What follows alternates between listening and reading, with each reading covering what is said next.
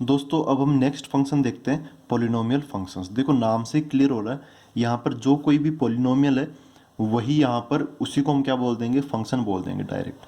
तो जो आपने 10th क्लास में पढ़े हैं ना, वो सारे के सारे जो जो भी पॉलिनोमियल है उनको अब हम एफ ऑफ एक्स बराबर और वो फिर पॉलिनोमियल लिख देंगे, वही क्या हो गया, पॉलिनोमियल फंक्शन हो जाएगा। तो अब थोड़ा बहुत पॉलिनोमियल को डिस्कस कर लेते हैं कि पॉलिनोमियल आखिरकार होता क्या है। एक बार दोबारा देखते हैं पॉलिनोमियल को। देखो पहले तो वही अपना फंक्शन के तरीके से डिफाइन करने का तरीका, एफ आर टू आर, मतलब डोमेन आर है और कोडोमेन आर है, डिफाइंड बाय, कैसे डिफाइंड किया जाता है वो एक्सप्रेशन यहाँ पर आ जाएगा। तो मैं लिखता हूँ f of x equal to a naught plus a one. ये सब कॉन्स्टेंट की भांति मैं इनको यूज में ले रहा हूँ। ए नोट ए वन इनका आपस में कोई संबंध नहीं है। मैं यहाँ पर ए बी सी डी ऐसे भी ले सकता था, लेकिन ए नोट ए वन क्योंकि एन टाइम्स जाना है ना, हमें नहीं पता कितनी पावर तक जाके रुकेगा ये एक्सप्रेशन। ए वन एक्स, फिर ए टू एक्स स्क्वायर, फिर ए थ्री एक्स क्यूब, ऐसे करते करते लास्ट में ए एन एक्स की पावर एन, ऐसे आ जाएगा ये। ठीक है, ए एन एक्स की पावर एन। ठीक है, अब देखो यहाँ पर ए नोट, ये एक्सप्रेशन बन गया।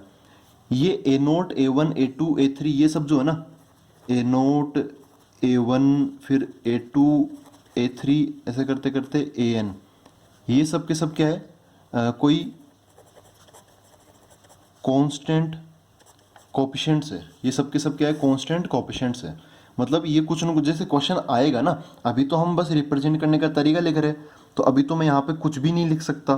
ठीक है, मैं यहाँ पर कुछ भी नहीं लिख सकता। तो अभी मैं बस रिप्रेजेंट करने की कोशिश कर रहा हूँ। तो मैंने यहाँ पर मान लिया कि जब क्वेश्चन आएगा तो यहाँ कोई नंबर आएंगे। अभी फिलहाल मैं उनको A note A one A two A three ऐसे लेके चल रहा हूँ मैं।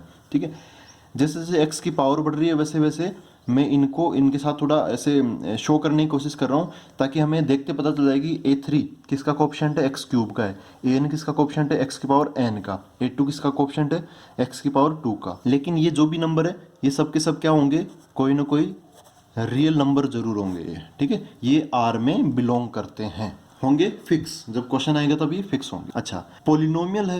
देखो पॉलिनोमियल की क्या खासियत होती है, देख यहाँ पर तुमने 1 2 3 लगाया है, लेकिन n की वैल्यू क्या हो सकती है ये हमें बताना पड़ेगा कि n की वैल्यू क्या है। तो यहाँ पर जो n है, ठीक है, जो भी पावर है, इसको मैं दूसरे शब्दों में बोल सकता हूँ power of the variable x। वो हमेशा क्या होना चाहिए, कोई ना कोई होल नंबर होना चाहिए, कोई ना कोई क्या होना चाहिए, होल नंबर होना चाहिए। अगर होल नंबर नहीं है, होल नंबर के अलावा, होल नंबर मतलब कौन कौन, 0 आ गया, 1 आ गया, 2 आ गया, 3 आ गया, ऐसे चलता रहेगा। तो यहाँ पर जैसे यहाँ पर x की पावर 0 है, यहाँ पे x की पावर 1 है, यहाँ पे x की पावर 2 है, इधर x है ही नहीं ना, तो x की पावर 0 बोल दिया मैंने। x क्यूब है, x की पावर 3 है ना, तो ऐसे x की पावर n।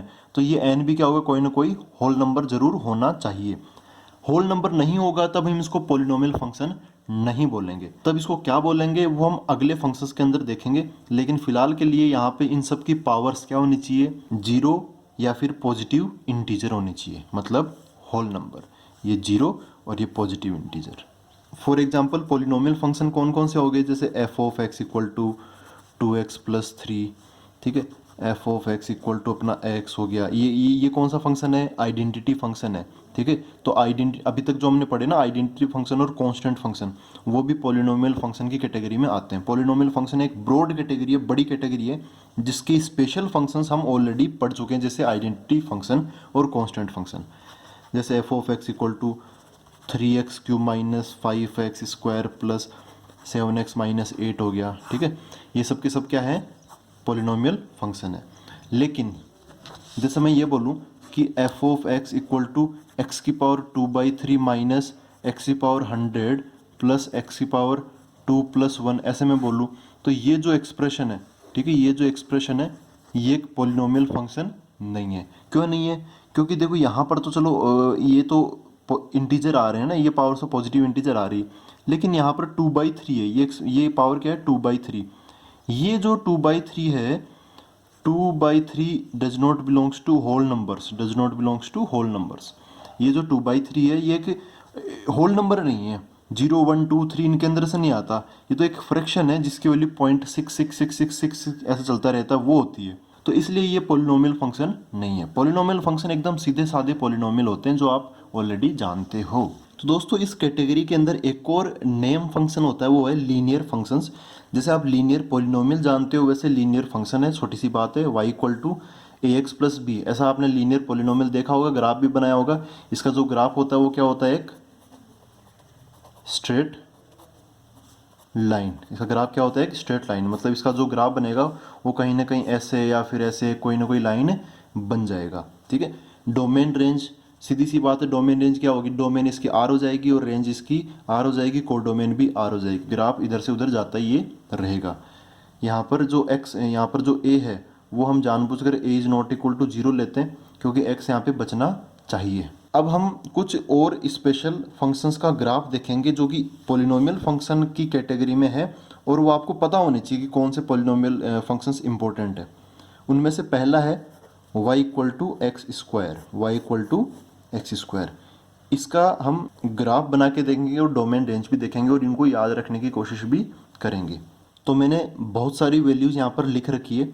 सबसे पहले जीरो रखेंगे इसके अंदर, तो जीरो यहाँ रखूँगा तो y इक्वल टू जीरो का स्क्वायर क्या मिल जाएगा, जीरो मिल जाएगा। एक्चुअली इसका ग्राफ हम एक बार देख भी चुके हैं जब हम फंक्शंस देख रहे थे। दो एक्सप्रेशन लिखे थे मैंने, एक तो y equal to x square और एक लिखा था x equal to y square, ठीक है। तो उनमें से एक फंक्शन था, एक ओनली रिलेशन था, तब हम ऑलरेडी इसका ग्राफ बना चुके हैं। लेकिन अभी यहाँ पर इसका वो ग्राफ बनाएंगे क्योंकि अभी हम ग्राफ वाइज ही देख रहे हैं सारे फंक्शंस को, उनको इसके ग्राफ को फिर याद भी रखेंगे, उसका नाम क्या है वो भी देखेंगे। y equal to x square, अब 1 रखूँगा तो y इक्वल टू 1 का स्क्वायर 1 मिल जाएगा, फिर y equal to x square, तो 2 रखूँगा तो 2 का स्क्वायर 4 मिल जाएगा, फिर 3 रखूँगा तो 3 का स्क्वायर 9 मिल जाएगा, फिर 4 रखूँगा तो उसका स्क्वायर 16। तो ऐसा चलता रहेगा। पॉजिटिव साइड तो 5 रखोगे तो 25 आ जाएगा, 6 रखोगे 36 आ जाएगा, ऐसा चलता रहेगा। अब -1 रखूँगा तो -1 का स्क्वायर 1 हो जाएगा। देखो प्लस के रखो या माइनस के रखो, एक्स स्क्वायर है तो नेगेटिव को पॉजिटिव तो वो बना ही देगा। -1 पर -1 का स्क्वायर 1 आ गया, फिर -2 रखूँगा तो -2 का स्क्वायर 4 आ जाएगा, -2 इंटू -2 4 हो गया, फिर -3 का स्क्वायर 9, -4 का स्क्वायर 16, ऐसा चलता रहेगा। अब मैं ग्राफ बना लेता हूँ इसका। तो दोस्तों मैंने ये बना लिए हैं, कार्टेशियन प्लेन बना लिया है। यहाँ पर सबसे पहले 0,0 को मार्क करेंगे तो 0,0 यहाँ हो जाएगा, फिर 1,1 को मार्क करूँगा तो 1,1 तो वो हमें यहाँ मिल जाएगा। फिर अगला क्या है 2,4, तो 2 पर मेरे को 4 मार्क करना पड़ेगा, तो इधर से इसको खींच लेता हूँ, इसको इधर से इसको खींच लेता हूँ, तो करीबन यहाँ पर जाके एक पॉइंट हमें प्राप्त होगा। फिर 3,9 है तो 3 तो इधर से ले जाऊँगा, ठीक है, 3 तो इधर से लेके चलूँगा, और इधर 9 आ नहीं पाया, लेकिन जो भी पॉइंट होगा वैसे ऐसे यहाँ पर ऊपर की तरफ हवा में होगा यहाँ पर, ठीक है। तो अब 4,16 तो इसके भी ऊपर होगा, तो वो तो इस कैमरा से बाहर चला जाएगा, तो उसको छोड़ो, आप जितना बनता है बना लो, वैसे भी इतने सारे पॉइंट्स बहुत हैं। -1,1 -1,1 कहाँ होगा, देखो -1 इधर और 1 इधर, तो माइनस इन दोनों को कनेक्ट करूँगा तो यहाँ मेरे को एक पॉइंट मिलेगा। फिर -2,4 है तो -2,4 इधर और ये इधर से आ जाएगा और ये इधर से आ जाएगा, तो यहाँ पर एक हमें पॉइंट मिल जाएगा। आप ध्यान से देखोगे तो जो पॉइंट्स इधर मिल रहे हैं वही पॉइंट्स इधर मिल रहे हैं, मतलब एक दूसरे के क्या है, अगर मैं इसको एक दर्पण वो मानूँ, मिरर मानूँ, दर्पण मानूँ, तो जो पॉइंट इधर है उधर उसकी मिरर इमेज यहाँ आ जाएगी, इसकी मिरर इमेज यहाँ आ गई। अब यहाँ पे कौन सा है 3,9 है, इधर से क्या मिलना चाहिए हमें -3,9 मिल रहा है ना यहाँ पे -3,9, तो -3,9 वो इधर से कनेक्ट करूँगा तो करीबन यहाँ की तरफ इस पोजीशन पे, ठीक है, अप्रोक्सीमेटली मिलेगा। अब इन पॉइंट्स को कनेक्ट कर देते हैं। कनेक्ट करते टाइम याद रखना कि इन पॉइंट्स को आपको एकदम स्केल से कनेक्ट नहीं करना है, क्योंकि अभी तक यहाँ पर हम ऐसे बोलेंगे कि ये जो फंक्शन है वो R डिफाइंड है, हमने तो बस R में तो बहुत सारी वैल्यूज आती है, हमने तो बस 0, 1, 2 इन्हीं को कनेक्ट किया ना। जब आप कोशिश करके देखोगे, जब आप 0 और 1 के बीच में कितने नंबर होते हैं, इनफाइनाइट नंबर्स। तो जब आप 0 और 1 के बीच के नंबर्स को रखने की कोशिश करोगे तब भी यहाँ पर बीच में ग्राफ बनेगा, और वो ग्राफ एकदम सीधा नहीं होगा। वो ग्राफ कैसा होगा, ऐसे यहाँ से ऐसे दबता हुआ बनेगा, फिर ये धीरे धीरे उठने की कोशिश करेगा और इस प्रकार से कोई ग्राफ बनेगा, फिर धीरे धीरे ये ग्राफ कुछ ऐसे हो जाएगा, ठीक है। और इधर की तरफ भी ये ग्राफ धीरे धीरे पहले से दबता हुआ बनेगा, फिर बाद में ऐसे उठने की कोशिश करेगा और ऐसे फिर उठता रहेगा। ये एक्चुअली एकदम सिमेट्रिक शेप में होता है। ये कुछ मतलब काफ़ी हद तक ये कुछ ऐसा ग्राफ बनता है ये, ठीक है, काफ़ी हद तक ये ऐसा ग्राफ बनता है कि ऊपर से आता है फिर ऐसे गिरता है, फिर गिरता भी कैसे, स्मूथली ऐसे। आपको यहाँ पे कहीं भी शार्प कॉर्नर बनाने की ज़रूरत नहीं है, ऐसे ऐसे ऐसे ऐसे ऐसे बनाने की ज़रूरत नहीं है। ये चीज़ क्या हो जाएगी, गलत हो जाएगी। आपको ऐसा ग्राफ बनाना है एकदम स्मूथ। तो y equal to x square का ग्राफ इस टाइप का बना, ये एक स्पेशल स्ट्रक्चर है। इस ग्राफ का नाम क्या है, इस ग्राफ को हम बोलते हैं पैराबोला। कौन बोला, पैराबोला। इसको क्या बोलते हैं हम, पैराबोला बोलते हैं। ये पैराबोला है, जैसे लाइन एक ऐसी होती तो लाइन कैसे भी घूम सकती है ना, ऐसे पैराबोला भी ऐसे ऐसे कहीं भी कैसे भी घूम सकता है। लेकिन फिलहाल ये कैसा पैराबोला है, ऊपर की तरफ जा रहा है, मतलब ऊपर की तरफ खुला हुआ है ये, ठीक है। ऊपर की तरफ हमेशा क्या रहेगा, ये ऐसे खुला ही रहेगा, ऐसा नहीं होगा कि ऊपर से आके बंद हो जाएगा, ठीक है। तो इसको हम बोलते हैं, ये पैराबोला भी कैसा पैराबोला है, अपवर्ड पैराबोला है, ठीक है। अब इसका इंट्रोडक्शन ऑलरेडी 10th क्लास में हो ही चुका होता है, तो वही चीज़ यहाँ पर बाद में वापस रिपीट हुई है। अच्छा, अब इसकी ग्राफ बन गया, तो अब इसकी डोमेन और रेंज की बात कर लेते हैं। जब कभी भी y equal to x square का नाम आए, आपके दिमाग में यही ग्राफ आना चाहिए। डोमेन और रेंज भी आपको याद करना पड़ेगा। डोमेन ग्राफ का वाई एक्स एक्सिस के अलोंग फैलाओ, ग्राफ इधर भी फैलता रहेगा, ग्राफ इधर भी फैलता रहेगा, धीरे धीरे फैलता ही रहेगा, क्योंकि आप एक्स की वैल्यू तो कुछ भी पुट कर सकते हो। तो डोमेन तो क्या हो जाएगा, आर हो जाएगा, इधर से माइनस इन्फिनिट से लेके इन्फिनिट तक आर, ठीक है। ऐसा नहीं है कि ग्राफ धीरे धीरे ऐसे मुड़ जाएगा फिर लास्ट में एकदम सीधा हो जाएगा, ऐसा नहीं कि यहाँ पे एकदम सीधा हो जाएगा, काफ़ी हद तक सीधा हो जाएगा, लेकिन ग्राफ फिर भी दाईं तरफ और बाईं तरफ, लेफ्ट एंड राइट दोनों तरफ फैलता रहेगा धीरे धीरे, ठीक है। तो इसकी डोमेन क्या होगी, आर हो जाएगी। रेंज की बात करते हैं, तो रेंज क्या होता है, इस ग्राफ का वाई एक्सिस के अलोंग फैलाओ। तो ये जो ग्राफ आप ध्यान से देखोगे, इस एक्स एक्सिस के नीचे तो ग्राफ बना ही नहीं ना, नेगेटिव साइड तो आ ही नहीं सकती, क्योंकि यहाँ पर एक्स स्क्वायर है, स्क्वायर क्या करता है, नेगेटिव को पॉजिटिव बना देता है। तो नीचे की तरफ ग्राफ कभी भी नहीं आएगा नेगेटिव साइड में, आएगा किधर, पॉजिटिव साइड में। तो इसका जो आंसर मिलना हमें स्टार्ट हुआ, जो आउटपुट मिलनी स्टार्ट हुई है, क्योंकि रेंज के अंदर आउटपुट ही आती है, वो जीरो से ऊपर की तरफ मिलनी स्टार्ट हुई है। और वैसे भी आप देखोगे, इधर से लाइट डालोगे तो इसकी जो छाया है वो जीरो से लेके इन्फिनिट तक पड़ेगी। तो ये पूरा का पूरा, ये जीरो से लेके यहाँ तक, और ये कौन सा है, प्लस का इन्फिनिट है। तो इसकी जो रेंज है वो क्या होगी, जीरो से लेके इन्फिनिट। अच्छा, इन्फिनिट को तो हम कभी भी इंक्लूड नहीं करते, तो यहाँ पे स्मॉल ब्रैकेट लगा दूंगा। मैं यहाँ पे इंटरवल में लिखने की कोशिश कर रहा हूँ, जीरो से इन्फिनिट। तो यहाँ पर देखो, जीरो पर कैसा ब्रैकेट लगेगा, क्या जीरो को इंक्लूड किया है, हाँ बिल्कुल किया है। देखो 0,0 आ रहा ना, तो y की वैल्यू जीरो आ रही है, हमें मिल रही है, तो जीरो को हम इंक्लूड करते हुए चलेंगे। जीरो टू इन्फिनिटी, ये इसकी क्या होगी, रेंज, मतलब जीरो या पॉजिटिव नंबर्स। एक्स स्क्वायर से हमेशा हमें जीरो या पॉजिटिव नंबर्स मिलते हैं, नेगेटिव नंबर्स नहीं मिलते। अच्छा, इसका देखा है तो हम आपको एक और चीज़ याद रख लेनी चाहिए, y equal to minus x square कैसा होता है। y equal to minus x square का क्या होगा, जो भी एक्स स्क्वायर का आंसर होगा वो हमेशा के लिए नेगेटिव हो जाएगा। तो जो जो आंसर मिल रहा है वो नेगेटिव मिलेगा इसके अंदर। और आप ऐसे टेबल बना के भी देख सकते हो, मैं शॉर्टकट बता रहा हूँ को, जो भी एक्स स्क्वायर से रिलेटेड ग्राफ है ना, उसका आप डायरेक्ट कैसे कर सकते हो। एक्स स्क्वायर पे माइनस लग गया, तो यहाँ पे जो जो आउटपुट हमें मिल रहा है, जो जो आउटपुट हमें मिल रहा है ना पॉजिटिव, उस पर माइनस लग गया, तो वो आउटपुट अब कैसा मिलेगा, नेगेटिव। मतलब ये ग्राफ ऊपर जा रहा है ना, अभी ग्राफ नीचे की तरफ आ जाएगा, एज इट इज रहेगा, जीरो पर जीरो, और इधर की तरफ ऐसे गिर जाएगा, इधर की तरफ ऐसा गिर जाएगा। तो y equal to minus x square का ऐसा ग्राफ होता है। इसकी डोमेन तो क्या है, डोमेन तो आ रही है, लेकिन इसकी रेंज क्या है, ये जो ग्राफ होगा ये माइनस इन्फिनिट से चलता हुआ आएगा y एक्सिस के अलोंग, ये y एक्सिस है और ये x एक्सिस है, और लास्ट में आके कहाँ पे रुक जाएगा, जीरो पर। तो इसकी जो रेंज है वो क्या हो जाएगी, माइनस इन्फिनिट टू जीरो हो जाएगी, ठीक है। तो ये छोटी छोटी चीज़ें जो कि आप एक मेन चीज़ से डिराइव कर सकते हो, और भी कई टाइप के फंक्शन आप खुद भी बना के उनकी डोमेन रेंज पता कर सकते हो। तो दोस्तों अब एग्जांपल नंबर 2 लेते हैं, y equal to f of x equal to x cube. अब आप एफ ऑफ एक्स को तो भूल जाओ, क्योंकि एफ ऑफ एक्स तो एक फंक्शन है, उसका नाम को लेकर आता है, ठीक है, रिप्रेजेंट करने का तरीका है। और फिर से यहाँ पे जो फंक्शन है एफ, वो हम आर टू आर ही डिफाइन कर रहे हैं, मतलब एक्स की वैल्यूज, ये इनपुट है ना, इनपुट का सेट है, और आउटपुट इसमें जा सकता है, ये आउटपुट नहीं है, ठीक है, आउटपुट इसमें जा सकता है, ये कोडोमेन है। कोडोमेन मतलब जो रेंज है वो कोडोमेन का क्या होती है, सबसेट होती है। तो जो आउटपुट होता है वो आर के अंदर कहीं ना कहीं मिल सकता है। फिलहाल हम आते हैं अब y equal to x cube का ग्राफ बनाते हैं, और एकदम सारी चीज़ें क्लियर करते हैं कैसा क्या ग्राफ बनता है। तो उसके लिए मैं सबसे पहले टेबल बना लेता हूँ x की, और यहाँ पर y की, इसको फिल कर लेता हूँ मैं।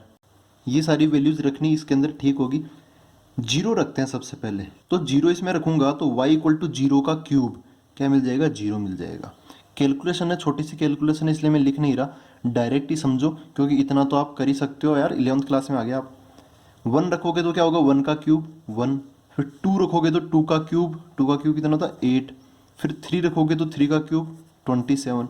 अच्छा माइनस वन रखोगे तो क्या मिलेगा, माइनस वन का क्यूब क्या होगा, minus one into minus one into minus one, तो ये तो प्लस के बन जाएंगे लेकिन एक फिर भी माइनस बच गया तो माइनस वन ही मिलेगा।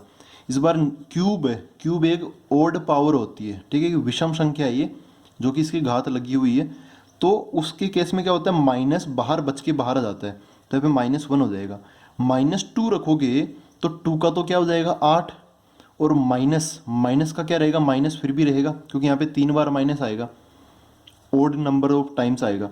अच्छा माइनस थ्री रखोगे तो माइनस का 27 मिल जाएगा, ठीक है ना, सीधी सी छोटी सी बात है ये। अब इन सबको, इन पॉइंट्स जो मिले ना, इनको ग्राफ पे बना लेते हैं हम। तो दोस्तों मैंने कार्टेशियन प्लेन बना लिया है। अब इस पर ये जो पॉइंट्स इनको मार्क कर देते हैं। सबसे पहले आसान पॉइंट 0,0 यहाँ से गुजरेगा ग्राफ, ठीक है। उसके बाद में आता है 1,1, तो 1,1 ये कि यहाँ पे 1 2 3 है, यहाँ पे 1 2 3 4 है, तो यहाँ पर 1,1 मिल जाएगा। फिर 2,8, अब थोड़ी दिक्कत होगी, 2,8 बनेगा यहाँ कहीं पे हवा में बनेगा, ठीक है, काफ़ी दूर होगा, तो वहाँ तक तो अपने पास जगह है नहीं इतनी, तो मैं यहाँ पर बना लेता हूँ अप्रोक्सीमेटली। फिर 3,27 होगा तो 3,27 इस पेज से बाहर बन जाएगा। अच्छा -1 कहाँ होगा, -1 यहाँ होगा, और -2, -8 इधर -2 और इधर -8 यहाँ पर है ना, -8, तो वो करीबन यहाँ कहीं पर बन जाएगा, ठीक है। जितना 2,8 होगा ना उतना -2, -8 होगा। 2,8 तो इधर की तरफ जितना आगे बनेगा उतना -2, -8 इधर की तरफ, नीचे की तरफ, पीछे की तरफ बनेगा, ठीक है। अच्छा फिर वही बात कि -3, -27 इस पेज से बाहर हो जाएगा, लेकिन होगा जरूर, है ना, सारे पॉइंट्स होंगे, और इनके बीच में भी इन्फिनिट पॉइंट्स होंगे। जैसे आप यहाँ पे 0.5 रख के देख लो तो 0.5 का क्यूब जो आंसर आएगा वो यहाँ आ जाएगा, तो ऐसा चलता रहेगा। फिलहाल हम इसको ग्राफ को ज्वाइन करेंगे और एकदम स्मूथली ज्वाइन करेंगे, फिर से शार्प कॉर्नर नहीं बनाने। जो स्ट्रेट लाइन होती है उसी में शार्प कॉर्नर आते हैं, और जिसके अंदर पावर बढ़ जाती है, जैसे यहाँ पे x3, x², इवन मैं तो कहता हूँ जैसे √x, ऐसी चीज़ें भी आ जाती है ना, तो किसी के अंदर भी स्ट्रेट लाइन नहीं बनानी है, बाकी सब के अंदर स्मूथ ग्राफ बनाना है, ठीक है। जो लीनियर फंक्शन होते हैं उसी में हम स्ट्रेट लाइन बनाते हैं।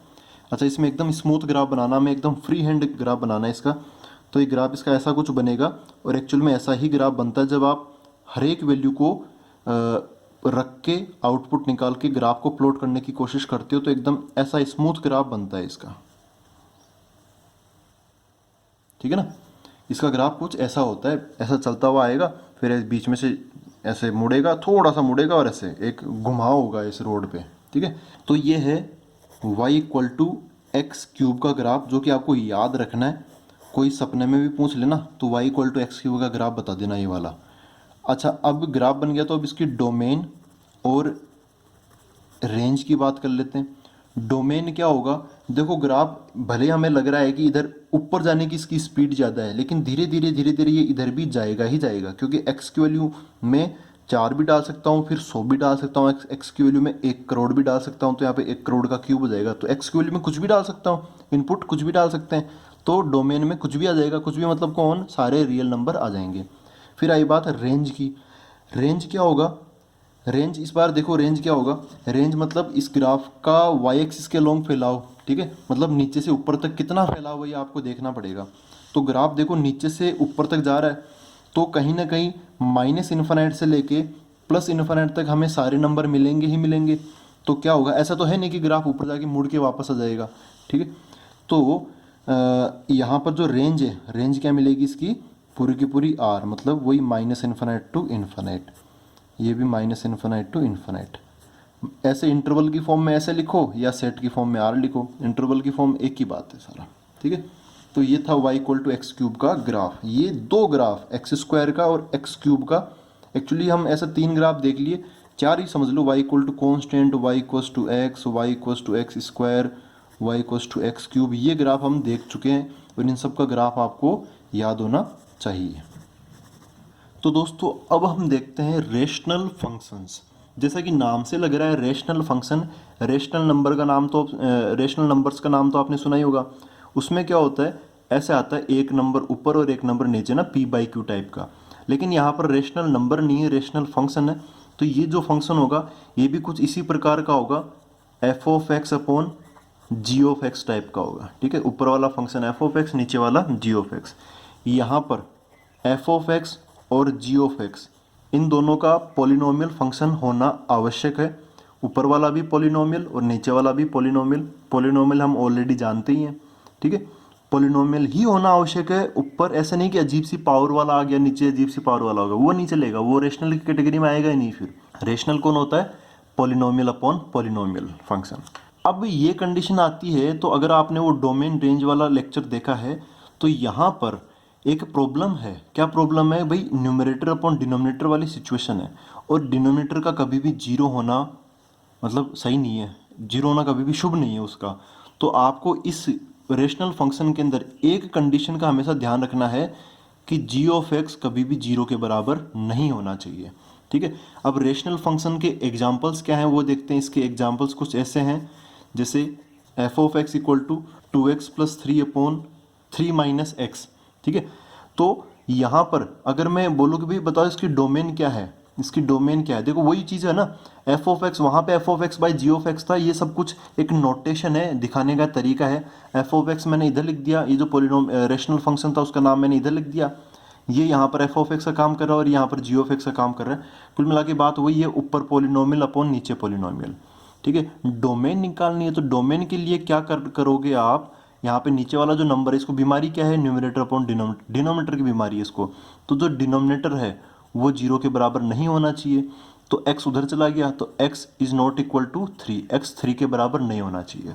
x 3 के बराबर नहीं होना चाहिए तो x वैसे तो कुछ भी हो सकता है, क्योंकि जैसे मैं x की वैल्यू 3 छोड़ के कुछ भी रख लो, इसको कोई प्रॉब्लम नहीं है। x की वैल्यू 4 रख लो तो ये क्या होगा, 2 × 4 प्लस 3 अपॉन 3 माइनस 4। नीचे तो जीरो नहीं बना ना, तो कोई दिक्कत नहीं है, x की वैल्यू 0 रख लो आप। तो ऊपर क्या बचेगा, 0 प्लस 3 अपॉन 3 माइनस 0, 3/3 बच गया, मतलब 1 बच गया। कुल मिला के बात यह है, नीचे की तरफ जीरो नहीं आना चाहिए, क्योंकि समथिंग अपॉन जीरो क्या होता है, नॉट डिफाइंड होता है, इन्फिनिट होता है ये। ठीक है, समथिंग अपॉन जीरो क्या होता है, नॉट डिफाइंड होता है। ये समझ गए ना, ये छोटी सी चीज़ थी डोमेन निकालने के लिए। अब रेशनल फंक्शन के अंदर भी हम एक फंक्शन लेते हैं, उसका ग्राफ बनाते हैं और उसके ग्राफ को याद रखते हैं। वो है फॉर एग्जांपल, हम ग्राफ इनका भी बना सकते हैं, लेकिन ये तो बहुत ज़्यादा टफ हो जाएंगे। तो हम एक आसान सा ग्राफ जो कि आपको हमेशा याद रखना है, और याद रखने के पर्पज़ से बता रहा हूँ मैं। ऐसे तो आप इन्फिनिट ग्राफ्स बना लो नंबर चेंज करके, तो उनको ग्राफ को याद रखने की कोशिश भी मत करना। y इक्वल टू 1/x का ग्राफ बनाते हैं। ठीक है, तो वही अपना काम, इसको आप एफ ऑफ एक्स भी बोल सकते हो, और वही चीज़ एफ R डिफाइन कर रहा हूँ मैं। लेकिन अब दिक्कत है कि x की वैल्यू यहाँ पर, जैसे यहाँ तो इसकी डोमेन क्या बोलोगे, इसकी डोमेन तो ये होगी x बिलोंग्स टू R-3। इसकी डोमेन क्या होगी, x बिलोंग्स टू R-3, मतलब कुछ भी हो सकता है लेकिन 3 नहीं होगा। ऐसे यहाँ पर नीचे कौन है, x है, तो नीचे वाला जो डिनोमिनेटर है वो जीरो नहीं होना चाहिए। तो इसकी जो डोमेन हो जाएगी, इसकी जो डोमेन होगी वो क्या होगी, R-0। जीरो छोड़ दो, x की वैल्यू जीरो नहीं हो सकती, कुछ भी हो सकती है लेकिन जीरो नहीं हो सकती। तो कुछ भी मतलब कौन, r, लेकिन जीरो नहीं हो सकती, तो मैंने कुछ भी में से जीरो माइनस कर दिया तो R-0 आ गया। तो इसको जो डोमेन है वो क्या होगी, R-0 से लेकर इसकी जो कोडोमेन है, वैसे तो आप यहाँ पे R लिख सकते हो, तो मैं यहाँ पे लिख रहा हूँ R-0, मतलब हमें आंसर में भी जीरो नहीं मिलेगा, इनपुट में भी जीरो नहीं होगा और आंसर में भी जीरो नहीं होगा। ठीक है, तो ऐसा क्यों होगा वो अभी ग्राफ से भी देख लेंगे हम। ठीक है, कभी भी हमें जीरो नहीं मिलेगा। इसका ग्राफ बनाते, इसका ग्राफ बड़ा शानदार बनेगा। तो अगले पेज में बनाते हैं इसका ग्राफ। तो दोस्तों मैंने इसकी टेबल बना ली है। इसमें हम x की वैल्यू कुछ ऐसी रखेंगे 0.25, आप मर्जी से कुछ भी रख सकते हो, लेकिन ये बड़ा ही बारीक बारीक चीज़ों से ही इसका ग्राफ बदल जाएगा, इसलिए मैं बहुत बारीक बारीक चीज़ें भी यहाँ पे लेके चल रहा हूँ। 0.25 क्या होता है ये यहाँ पे रखूँगा। देखो y इक्वल टू 1/x है, तो यहाँ पे 1/0.25 रखूँगा, 0.25 ऐसे बन जाएगा। ठीक है, ये पॉइंट हटाऊंगा तो क्या मिलेगा, ऊपर 100 और नीचे 25, तो आंसर क्या आ जाएगा इसका, 4 आ जाएगा। तो यहाँ पर 4 मिल गया। फिर y इक्वल टू 1/x है, तो x की जगह मैं 0.5 रख देता हूँ, तो 1/0.5, तो क्या मिलेगा, ऊपर ये पॉइंट हटा तो ऊपर 10 बन गया, नीचे 5 बन गया, तो कट के आंसर कितना आ जाएगा, 2 आ जाएगा। ऐसे y इक्वल टू 1/1, 1/1 तो सीधा सीधा 1 आ गया। फिर y इक्वल टू 1/2, 1/2 पर हमें कितना आंसर मिल जाएगा, 1/2 पर 0.5 मिल जाएगा हमें, ठीक है। तो यहाँ पर 4 आ गया, यहाँ पे 2 आ गया, यहाँ पर 1 आ गया और यहाँ पे 0.5 हो गया। अब देखो माइनस की अगर मैं चीज़ें रखूँगा, जैसे मैंने 0.25 रखा, यहाँ पे 0.25 रखा, तो अलग से तो कोई साइन था नहीं जो इसका चेंज करे, तो इसका आंसर क्या आ गया, 4 आ गया। ऐसे मैं -0.25 रखूँगा तो वो माइनस, यहाँ पे -0.25 आएगा, यहाँ पे माइनस आएगा, यहाँ पर भी माइनस आएगा और यहाँ पर भी माइनस आएगा, तो यहाँ पर क्या आ जाएगा, -4। ऐसे -0.5 में यही वाला आंसर आएगा, लेकिन उसका साइन चेंज हो जाएगा, माइनस का 2 लग जाएगा। -1 में -1 मिल जाएगा, ठीक है ना। ये और ये सेम ही होंगे दिखने में, लेकिन साइन का फ़र्क होगा। यहाँ पे माइनस का 0.5 मिल जाएगा, ठीक है। इसका ग्राफ बनाते हैं। अब एक एक नंबर को, एक एक पॉइंट को प्लॉट करते हैं। पहले 0.25, है ना, 0.25, तो 0.25 कहाँ होगा, यहाँ कहीं पर होगा। देखो ये 0 है, ये 1 है, तो बीच में होगा 0.5, बीच में क्या होगा, 0.5। और 0.25 क्या होगा, इस वाले गैप का भी आधा हो जाएगा, तो यहाँ पर मेरे को कौन सा पॉइंट मिलेगा, यहाँ पे 0.25 मिलेगा, ठीक है। तो 0.25 पे कितना आंसर आ रहा है, 4 आंसर आ रहा है। तो 0.25 इसके करस्पॉन्डिंग यहाँ पर चला जाऊँगा मैं, 4 पर। फिर पॉइंट यहाँ पर 0.5 पर कितना आंसर मिल रहा है, 2, तो 0.5 के करस्पॉन्डिंग कहाँ पे चला जाऊँगा मैं, 2 पर, तो यहाँ से सीधा ऊपर के जाके यहाँ मिल जाऊँगा। फिर 1 पर कितना है, 1 है, 1 पर यहाँ पे 1 के करस्पॉन्डिंग, इधर भी 1 के करस्पॉन्डिंग, तो यहाँ जाके मिल जाऊँगा। फिर कितना है आगे की तरफ, 2 पर है 0.5, तो यहाँ पर 2 पर कितना मिल जाएगा, 0.5। देखो 0.5 यहाँ है ना, अब y वाला, मेरे को y वाला 0.5 लेना पड़ेगा, तो y वाला 0.5 यहाँ होगा 0 और 1 के बीचों बीच, तो 2 पर क्या मिल जाएगा, 0.5 मिल जाएगा। ऐसे ही आगे की तरफ चलता रहेगा। अब एक बार है ना, अब आगे की तरफ ऐसे पॉइंट मिलते रहेंगे आपको। वैसे फिजिक्स में भी आपको पता है, ये एक इन्वर्सली प्रोपोर्शनल एक एक्सप्रेशन है। तो जैसे जैसे x की वैल्यू बढ़ेगी, वैसे वैसे y की वैल्यू क्या होगी, कम होगी। जिसका ग्राफ आपको पता ही है कि ऐसा कुछ बनेगा, ठीक है। लेकिन वहाँ तो चलो पॉजिटिव का ही बनता था, क्योंकि वो रियल लाइफ एग्जाम्पल्स टाइप के होते थे। यहाँ पर हमें ग्राफ बनाना कंप्लीट, तो नेगेटिव का भी हम बना सकते हैं। तो -0.25, -0.25 का होगा, यहाँ पर होगा, तो इसके करस्पॉन्डिंग कितना है, -4, तो इस पॉइंट के करस्पॉन्डिंग कितना, -4, वो यहाँ कहीं पर एक पॉइंट मिलेगा छोटा सा। अब -0.5 के करस्पॉन्डिंग -2, तो -0.5 के करस्पॉन्डिंग -2 यहाँ मिल जाएगा। -1 के करस्पॉन्डिंग -1, -1 के करस्पॉन्डिंग -1 यहाँ मिल जाएगा।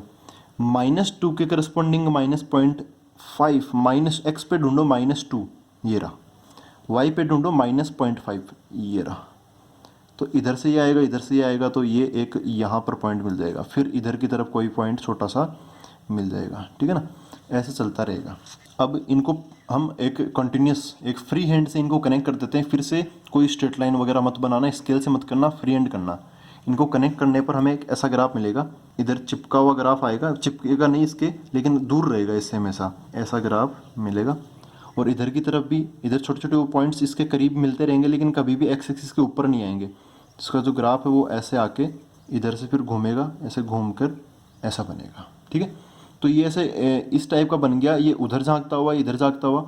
वैसे इसका जो नाम है, नाम बता देता हूँ मैं इसका नाम है रेक्टेंगुलर हाइपरबोला। इसका नाम क्या है, रेक्टेंगुलर हाइपरबोला, ठीक है। तो हाइपरबोला तो वैसे 11th क्लास के अंदर आता है, लेकिन रेक्टेंगुलर हाइपरबोला अपने एनसीईआरटी के अंदर नहीं है। लेकिन जो बच्चे इसकी तैयारी करते हैं, जेईई मेंस की और एडवांस की, वो इससे फेमिलियर हो जाएंगे टाइम के साथ, ठीक है। कॉनिक सेक्शन में वो ये चीज़ पढ़ेंगे। फिलहाल आपको ये ग्राफ याद रखना है, हर बच्चे को ये ग्राफ याद रखना है। ये किसका ग्राफ है, y = 1/x का, y = 1/x का ग्राफ। अब इसके अंदर आप डोमेन रेंज आइडेंटिफाई कर सकते हो। इसकी डोमेन क्या है, देखो भाई, ग्राफ का एक्स एक्सिस के लॉन्ग कितना फैला हुआ है। देखो ग्राफ इधर से चलता हुआ आ रहा है, ठीक है, लेकिन यहाँ इस जीरो के पास आते आते पता चला कि ग्राफ तो नीचे चला गया, ठीक है। इधर से आता हुआ ऐसे कट करते हुए, कहीं पे आपको ग्राफ लग रहा है कि ग्राफ अपना वाई एक्सिस को कट कर रहा हो या फिर एक्सिस को कट कर रहा हो, कट नहीं करेगा, कभी भी टच भी नहीं करेगा इवन, ठीक है। इवन ग्राफ इसको टच भी नहीं करेगा, तो कट करने की बात तो दूर। तो यहाँ पर कभी भी ग्राफ इस वाई एक्सिस को कट नहीं करेगा, ठीक है। ग्राफ वाई एक्सिस अपना ऐसा ही रहेगा खड़ा, ग्राफ इधर से गुजर जाएगा उधर से गुजर जाएगा। अब ग्राफ के एक्स एक्सिस के लॉन्ग फैलाव की बात करते हैं ताकि हमें डोमेन पता चल सके।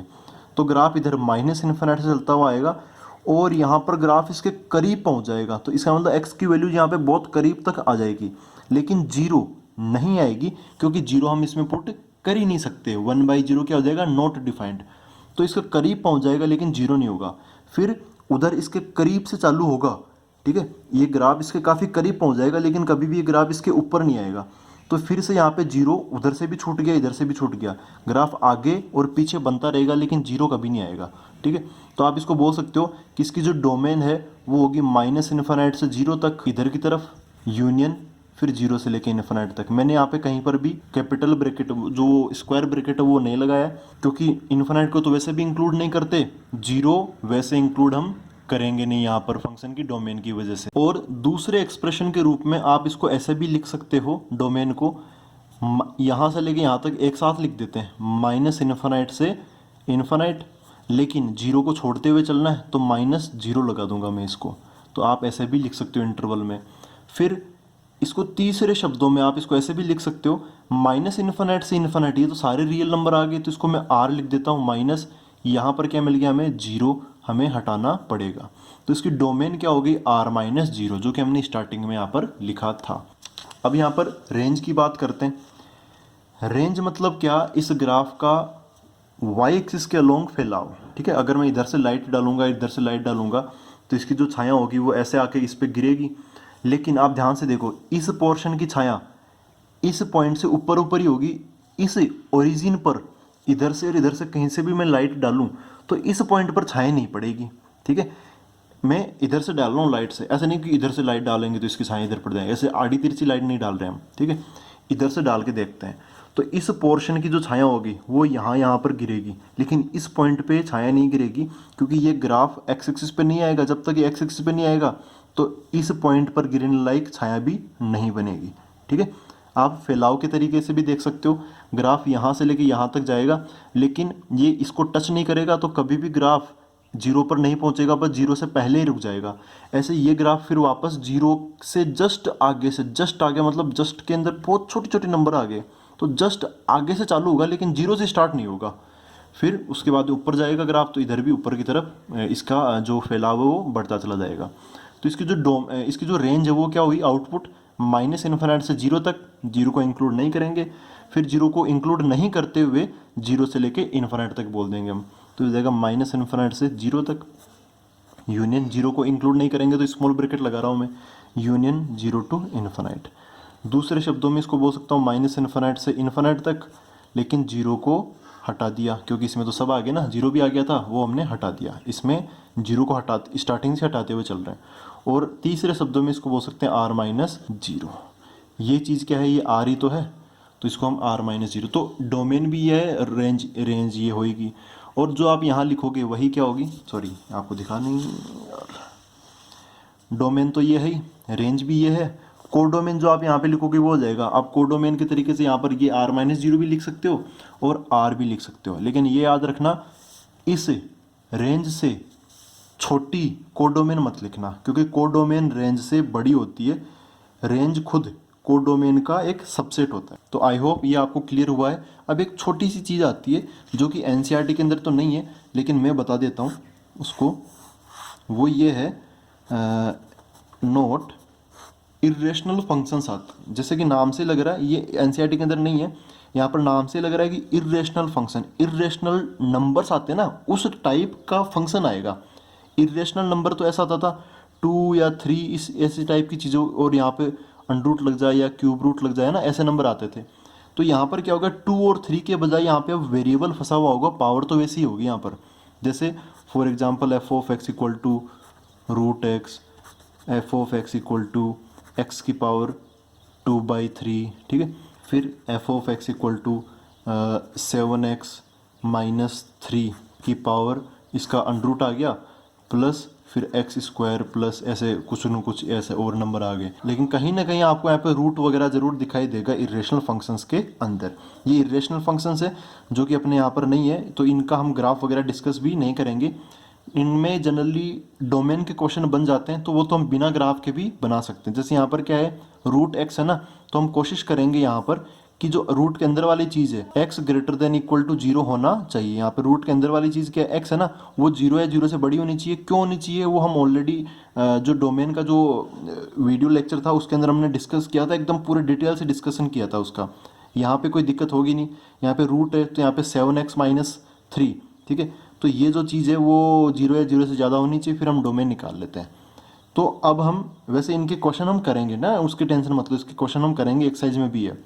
तो अभी हम ये वीडियो लेक्चर यहीं समाप्त करते हैं, मिलते हैं अगले वीडियो लेक्चर के अंदर।